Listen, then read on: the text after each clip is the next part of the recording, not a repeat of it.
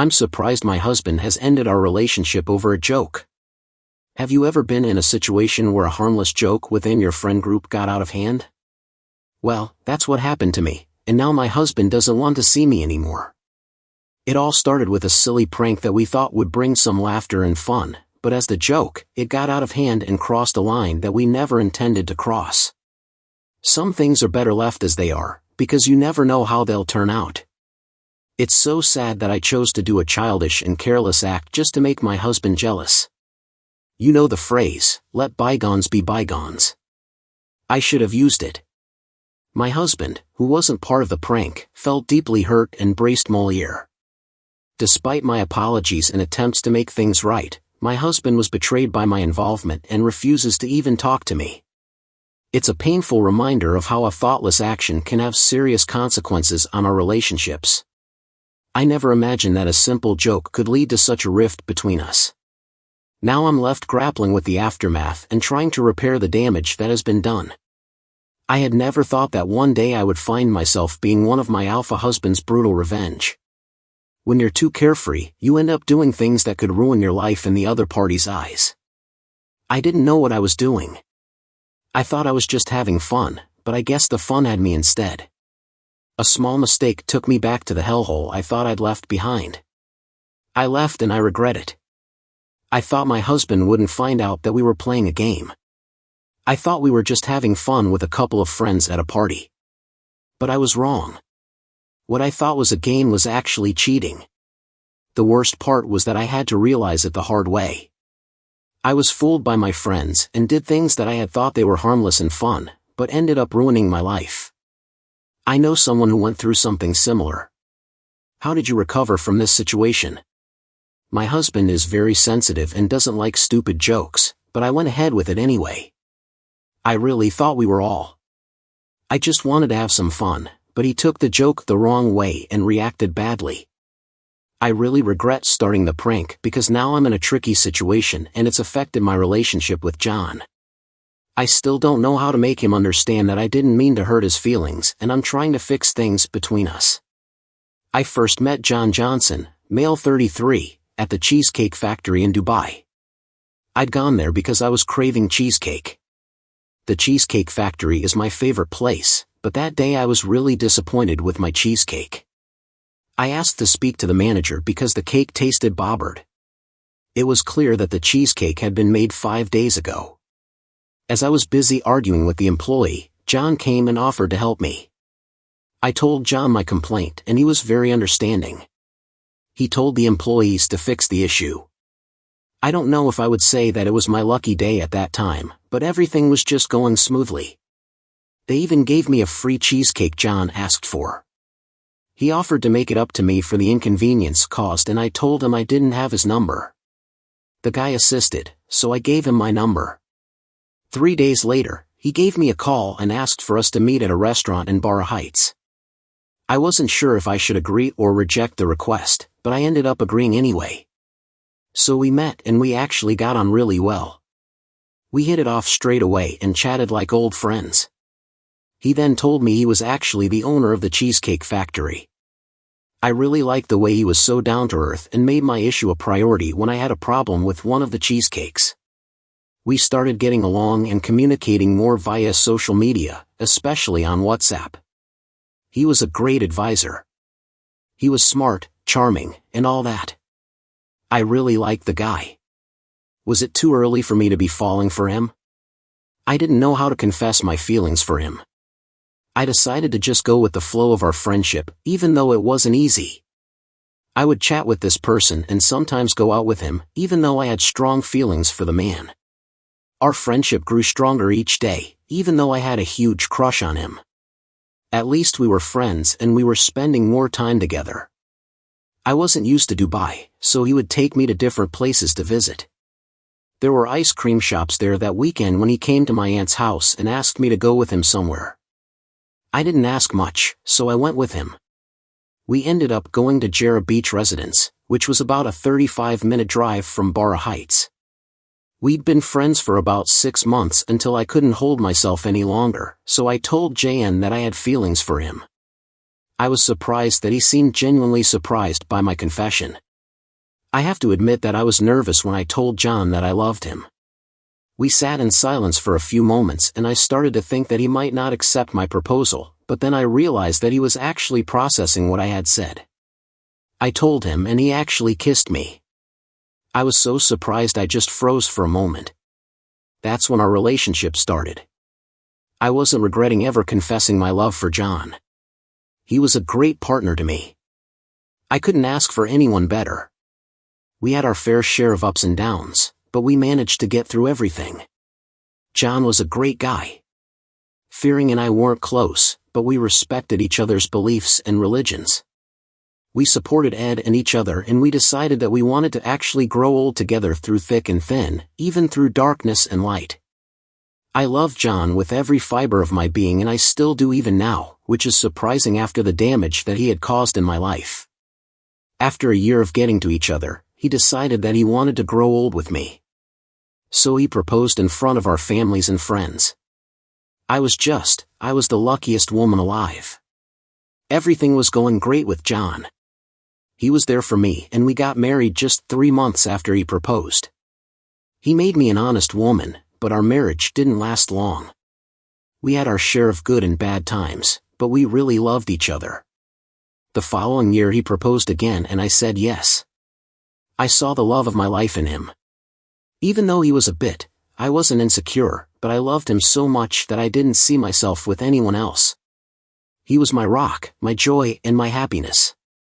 I fell hard for him every day, not knowing that my small stupid mistakes would cost me everything, including my love. Was I being naive or just being forward? We got married after 6 months. Well, we didn't want to rush things, so we took our time to plan our perfect wedding. I had moved out of my aunt's house after he proposed. We were living happily ever after. Once you feel like he or she is the one and you don't want anything to get in the way. That's how I felt about him. He was everything and more. I didn't know that he would become my downfall someday. A year later I felt pregnant. Our lives were great. I was so happy that I was going to be a mom, not just a mom, but the fact that I was going to have a child with the person I love so much. 9 months later I gave birth to a very adorable baby girl. She looked so much like my husband and I loved her. She was the best gift God has given me.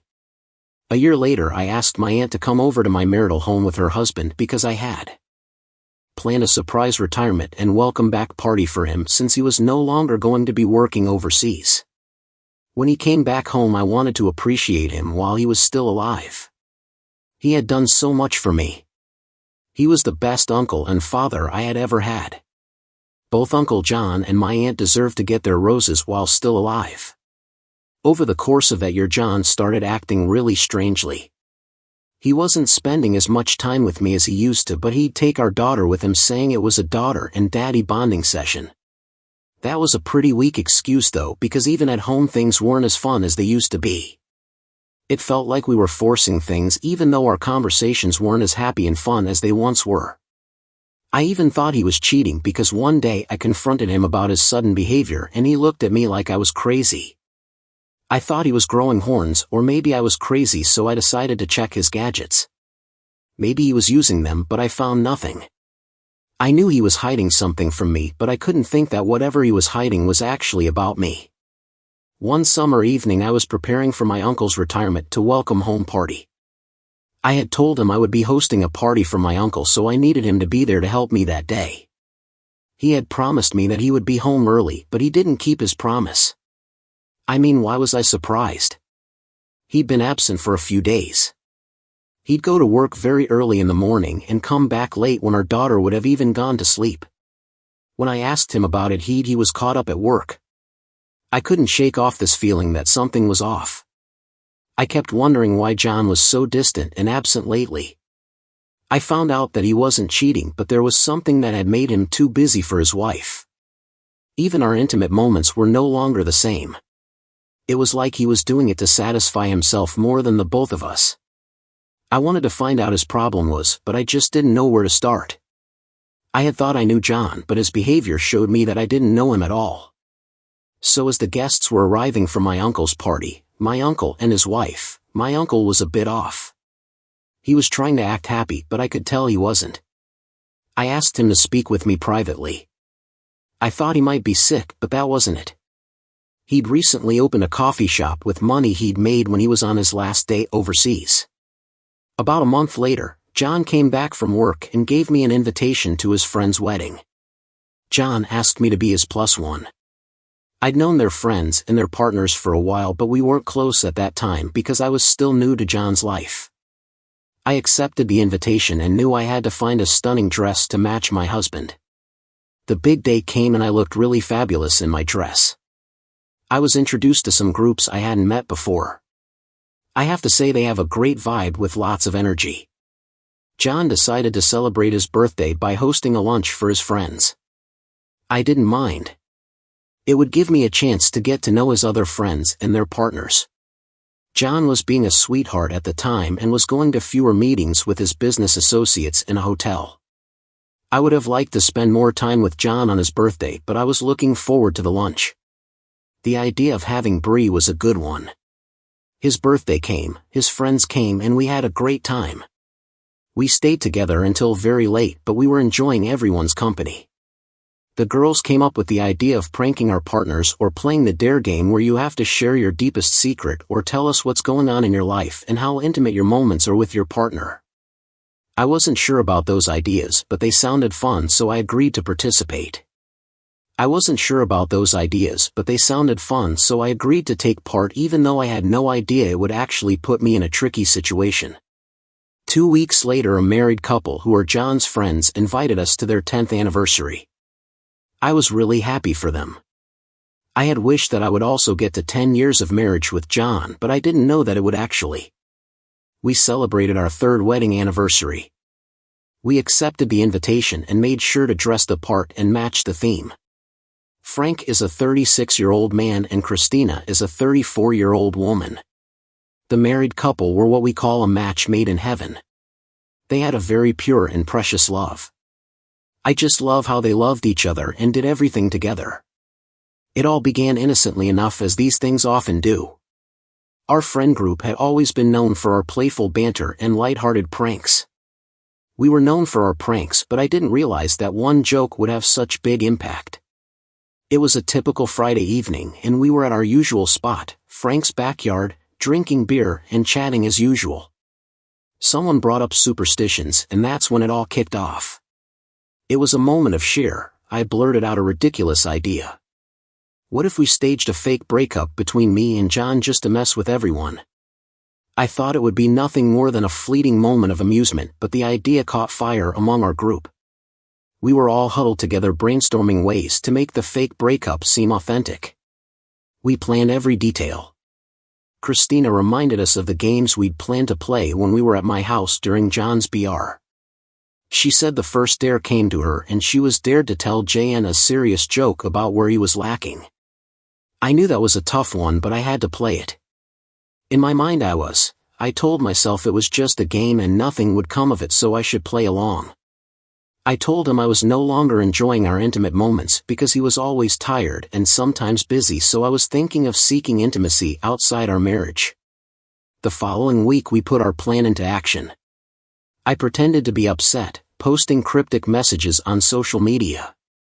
John played along, offering comfort to our concerned friends and family members because they didn't know about the game. It was fun, but I didn't realize that playing it was like playing with my marriage because it didn't end well. I regret ever accepting the challenge at first. It was all in good fun. Our friends fell for the ruse hook, line, and sinker. Line and sinker offered sympathy and support, but as time went on I started to see what we'd done in a different light. JN grew distant. He was no longer warm and affectionate. He avoided me, speaking only a few words at a time. I tried to brush it off as part of the act, but deep down I knew something had changed between us. Finally one evening John sat me down for a serious chat. He was really hurt and disappointed. He said he couldn't get over the feeling of betrayal. He couldn't understand how I could joke about something as important as our relationship. I didn't understand why he was so upset. After all, the instructions for the game were pretty clear. It was just a game. We were just joking. He took it badly. We had a big argument about what I said at Christina's house. It even affected our daughter. You know how kids sense tension. So my daughter also sensed it, and it wasn't nice. JN was really at me. Even though I tried to apologize, he wasn't interested in what I was saying. He only cared about his daughter, and that was hurting deeply. I even decided to be a stay. I was the stay-at-home mom because I respected John's wishes, but we had agreed that I would only do remote jobs. He then did something really hurtful to me. I don't know what I did wrong. I was so upset and disappointed that I wasn't a fully present mother to our daughter. John and I were like housemates because we were no longer sleeping in the same bedroom. The days turned to weeks, which turned to months. One day, John came back from work very early and he didn't look well. I asked him what was going on, but he didn't tell me. Instead, he looked at me like I was the most disgusting thing he'd ever seen. I got really confused because I thought we'd forgiven each other for the game that happened at Christina's house. I didn't know that. Turns out, he found out that I'd kissed a guy because of a game. I asked him again, getting worried because he wasn't even happy to see our daughter. I was wondering what the problem was. Instead of answering, he just threw his phone at me. Then he started shouting, which is what I did despite him shouting at me. He usually shouts like he's reprimanding a child, which usually leads to an argument. I looked at the phone that he'd thrown at me. He threw it at me and I was really taken aback. I couldn't even argue with him or deny it because the picture in the video was right before my eyes. I didn't know what to say. I tried apologizing to him, but he wasn't having it. He wanted me gone. He told me right in my face that he doesn't want to see me anymore. He said that I had made him a fool for far too long. I spent the whole week in the hospital because of the state I was in. I was in a bad way mentally. I'd been getting sick every now and then I found out I'd lost my unborn child. I didn't even know I was pregnant. My mind and heart were shattered. The day before I was discharged from the hospital, my husband's lawyer came to see him. He left another envelope for me, but I didn't even bother opening it. I took it home with me the next day. When I'd settled in at home, I remembered the envelope and opened it. The contents of the envelope left me speechless. Inside, there were pictures of me and my male friend kissing. It looked like we were dating. I couldn't believe how my husband had got the pictures. I didn't understand why he would send his lawyer to deliver them to me. In my world, kissing wasn't cheating. I mean, there were no feelings involved. It was just fun. That's all. So after the pictures were delivered, the lawyer called me again. He said the divorce process had to come to a final decision and requested to see me along with my husband on a certain date. I went to meet up with him and my husband. The only reason I agreed to the meeting was because I had a lot of questions to ask my husband. One day, I'll tell you about it. The day of the meeting came and my husband was really divorcing me. He said he'd lost trust in me and that I hadn't been faithful to our marriage. The fact that I'd found solace in another man's arms and left him in our house to take care of our daughter didn't help. I thought he understood that I was going through grief. I wasn't myself. I tried defending myself in the picture case and the lawyer told me that exchanging saliva or kissing another person outside my marriage is considered cheating, even if I had thought it was an innocent friendship kiss. The fact that I had spent time and kissed another person in the name of friendship is cheating. I begged him to forgive me. I was so upset I was acting like a lunatic, but he just wasn't bothered. I didn't know that and never thought of it as cheating because me and the guy were only friends. I didn't take him as anything more and never thought of him that way. I love my husband so much, but I guess the only thing I never did was respect my wedding vows. Vows and my husband. I didn't know. One moment I was happy, the next I was devastated by an argument about a joke. I found comfort in alcohol, which led me to do something I thought I was just doing for fun. Nothing stays hidden. I felt so ashamed. Sometimes doing things in the name of fun can lead to more. It can lead us to our downfall. So I ended up signing the papers, which meant I was actually letting go of my husband, our love, our vows, and our family. I asked the lawyer what I was benefiting from the divorce, and he told me that I would be getting nothing rather than the house I was living in. So I asked my husband to unfreeze my accounts, and he told me I asked him about my accounts and he said they were fine. It was just that they didn't have any money. I knew he was crazy, but I had never thought it was that bad. How could he do something so evil to the mother of his child? I thought that was all he wanted. Then he dropped a very large and unexpected bombshell. He was taking full custody of our daughter. He said I wasn't fit to be a mother and that he was taking full responsibility for our daughter. A few weeks later, he filed for full custody of our, saying that I wasn't fit to be a mother. On top of that, he blocked all my bank cards. I didn't know about that until I tried swapping the card at the petrol station. So I called my advisor. I was actually told that my cards were blocked when I got home. I found out that he had taken my clothes and thrown them outside. The doors were locked and he'd changed, so I no longer had access to the house. That time, I didn't have gas in my car, so I didn't know how I was going to get home from Dark Hill. My husband was a bad guy. I should have paid more attention to the signs, but I was so in love and thought I'd found my soulmate. In reality, I'd found my worst nightmare and downfall. I couldn't believe he'd done all that just because of a lousy kiss. I wasn't dating the guy, but he destroyed my life, all in the name of revenge for a kiss. A few months later, I had to try and fix my life bit by bit. It was tough going, so I had to start all over again. Fortunately, I found a job as a waitress in one of the restaurants nearby. It was not easy, but I had to try and pick up the pieces and better myself. I had no one but myself, so I had to do it myself. I decided it was time to focus on myself and do what was best for me.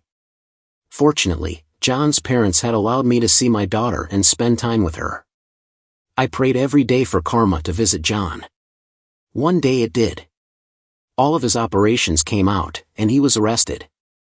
I vowed to myself never to fall in love again or have a crush on someone. I've learned my lesson. Do you think I handled the whole situation better, or was I a coward and naive to allow John to destroy my life like that? Please advise me. Tears welled up in my eyes as I realized the extent of the damage our stupid joke had caused. I begged for forgiveness, but John's heart was broken, and he couldn't bring himself to trust me again. Our friend group's harmless prank had cost me the love of my life. I'm sitting alone now, surrounded by the echoes of laughter that once filled our home. I can't help but wonder if the joke was really worth it. When a person says they were drowning in deep muddy waters, I was that person. I was drowning. I was in a bad way, stuck in the mud, and I needed to find some kind of resolution. I turned to alcohol. I saw my mother's behavior in the divorce as a kind of parallel. My life was in a bad way. I'd lost the love and care of the only person who'd ever looked after me. I'd also lost my daughter. I'd lost my daughter and my best friend. I was really down and wanted to escape my problems. 6 months later, my mom told me to stop feeling sorry for myself because it wouldn't bring my daughter back, but instead it would be my last day. When that happens, I won't be able to fight or see my daughter again. Those words made me think about life, so I took the money I'd saved from my company and the money I'd got when I got divorced and used it to fix myself. I went to a rehab center. Over the 6 months I spent attending AA meetings, I went from being a different person inside to a whole new me when I came out.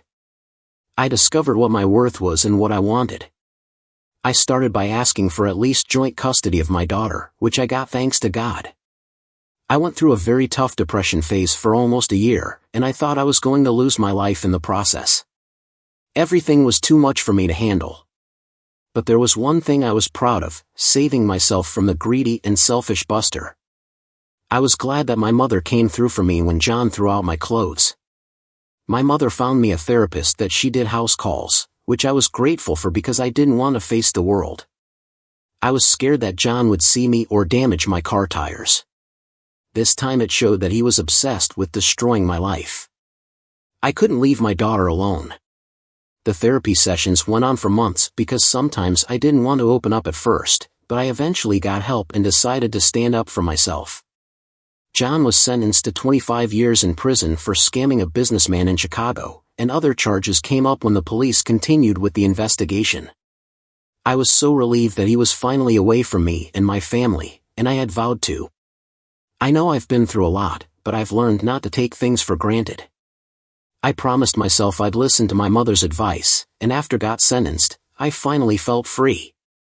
I started focusing on my acting career and kept working as a waitress on the side. After that, I never went back to my matrimonial house. I continued staying with my mom, and I were really happy. I realized that I didn't know what happiness was when I was with John because I was in love with him, but now I can say I'm happy and at peace. I made my own rules and stuck to them. I lived my life for me without looking for validation from others, but when I fell in love with John, all of that changed. I lost myself. I became his puppet, his submissive wife. I followed his rules and did everything the way he wanted to. It was all because of love and my commitment to the relationship, even though it was very toxic. It was a very toxic relationship, but I stayed and held on to the hot steel, even when it had started to burn my skin. It's not easy being in a relationship where you have to compromise yourself just because you want to make your partner happy. That approach has never worked for me. I know that some would be surprised if I were to say that I still love my ex. My husband and I miss him so much every day. My heart wanted me to fight for a relationship and find a common solution to the problem. But why try to help a person who doesn't need help? It was like he was possessed by a controlling demon. When he was in control, he wanted to be in control. John was like a person who had multiple personality disorder. I can't and couldn't confirm it, but the way he was doing things was manipulative and controlling. It seemed like he was driven by something or someone to do it to satisfy it. One thing I regret about myself was that I didn't give myself enough time to learn more about John. It didn't take long to get married, from being friends to being boyfriend and girlfriend, to being husband and wife. Everything happened too fast and I was blindly in love to notice anything on our dating stage. Please tell me if the decisions I made were the right ones. I still have feelings for him, but I hate him with passion too. My daughter sometimes wants to visit him in jail, but I don't allow it because I don't want anything to do with John. What should I do? I'm lost and I don't know what to do. I want to hear from you Redditors. What should I have done? I had hopes that he would change and become the man I fell in love with. I thought he would realize that I was the one with the problem. I tried to help by supporting him as his wife, but he wouldn't listen. I spoke to him a lot about his behavior and begged him to at least talk to a therapist so he would be able to take out whatever he had and get help. Instead, he would just brush everything off and dismiss my opinion like it was nothing. In hindsight, I don't know what I was doing. I would say it was being ungrateful and not being able with K's. I wish I'd been more patient with my husband. I wish things had been done differently. It's too late now, but I regret every stupid decision I made. I've lost everything and I know I'm to blame. I don't know how I can fix this and get forgiveness. I know everything showed that I did everything willingly, even though I couldn't remember. Only God knows the truth. I didn't know that just one joke would actually land me where I am. Am I being foolish or naive to say I miss John so much and our daughter misses him too? I've been thinking of visiting him in prison, but I don't know what I would say to him when I get there. I want him to be punished for being fake and scamming me and other people, but I still long for him. I can't even talk to my mother about this because I know she'll freak out when she hears about my heart's desire. Please help me find a way. I'm looking for advice on how to approach both families about this issue. What do you suggest I do? Hi Reddit, I've always enjoyed using this social media platform, so I thought I'd post about my situation here to get some advice and share my story. I think some people could learn a lot from it, especially those currently cheating or planning to cheat on their partners.